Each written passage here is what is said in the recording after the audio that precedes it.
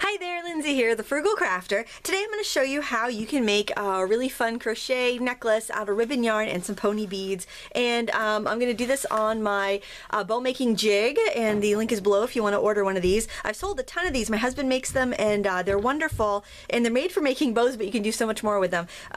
So if you'd like to get one, you can order one below, or maybe you could use a hairpin lace loom or some other bow making tool if you already have one. So the first thing you want to do is, I'm using this incredible, that's the name of it, incredible ribbon yarn from Lion Brand Yarns. You could use actual ribbon, but it is going to use quite a bit, and that's going to get kind of pricey. The ribbon yarn is a bit cheaper. And then I'm just putting pony beads. I put just like a plastic canvas needle here on the end of the yarn, and I'm just putting on about 20 pony beads. I'm using red, white, and blue. I thought it'd be kind of a fun patriotic type necklace.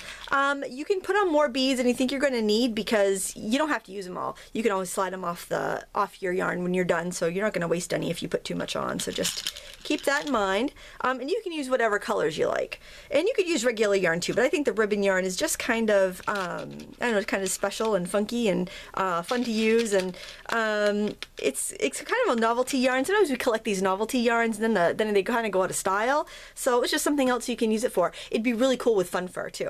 Alright, so you just need any crochet hook that'll grab your yarn. All my crochet hooks, I think I left them with my student class, so I'm just using this Afghan hook. It doesn't matter, just some sort of crochet hook. And you just need 2 pegs on your loom. Now the further you have them apart, the longer the loops you'll have in your necklace. So these, I would say the loops are probably about 1.5 inches long, and the beads are spaced out about 1 inch apart. So if you like that, then you want your pegs to be 1, 2, 3 inches apart. But you can experiment with this and do it however you like. Remove your needle after you've put your beads on, and then you're just going to tie the end of your yarn on just like you were going to make a bow. So you're going to wrap it around front to back, and then you're going to pull the tail under just like you're making a bow and give it a knot. This yarn holds really well, so a single knot is fine. If it makes you nervous or if your yarn feels really slippery, then you can do a double knot. Okay, now this is just, we're going to do a couple without beads to begin, and I'm going to wrap this towards myself and towards the back. Then I'm going to take my hook. I'm going to go under the one of the loops. I'm going to draw up the loop, and I'm just going to do a slip stitch or just like a chain. All right, then I'm going to wrap it around, and I'm going to try to keep it centered. Do your best to keep it centered, but don't worry about it too much if it's not. Just try to keep it in the middle, and then you're going to follow that pattern. You're just going to well, you might want to pull your beads through a little bit, make sure they can flow pretty well before you get going on this. Wrap it around, draw up a loop. So you're not going into the big loops again. This is similar to hairpin lace, but you're not going through the big loops. So you just do a couple of these, and that's going to give you kind of an area to tie off later. Alright, now you're going to start pulling up beads. So pull up a bead and let it rest there next to the peg. Pull your yarn around and pull through a stitch. Okay, we're pulling the beads, we're leaving the beads on the front side. Or on one side. It doesn't have to be the front, but just kind of as I'm working, I'm leaving that on the front side. And then we're going to pull up our next loop. And then, we're locking it with a chain stitch.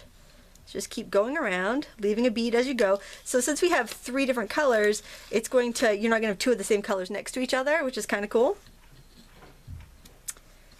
Wrap it around, pull through a loop.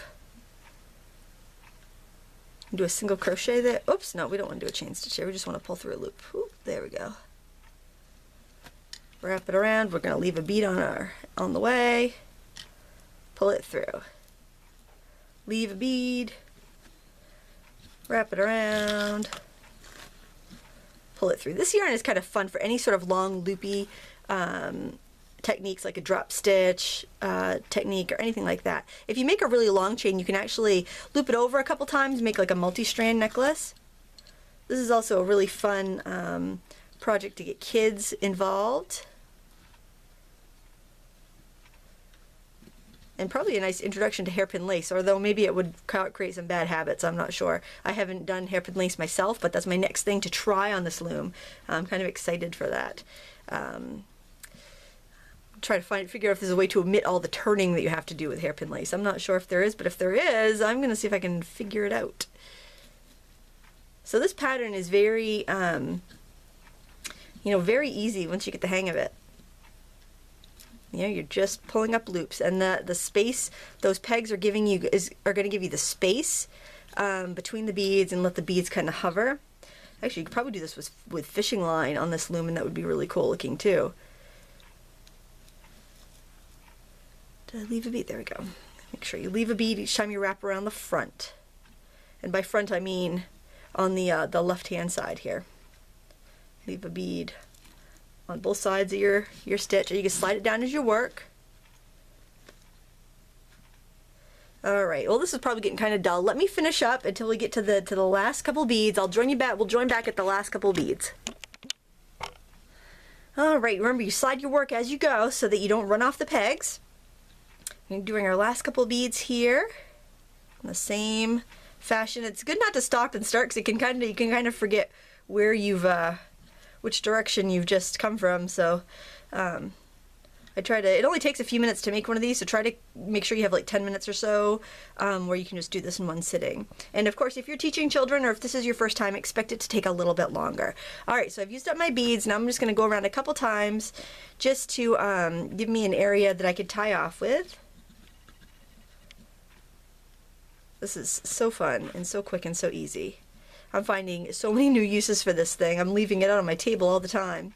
The new versions are solid wood, not the plywood mix that I've got here, but I'm keeping this one because I love my original.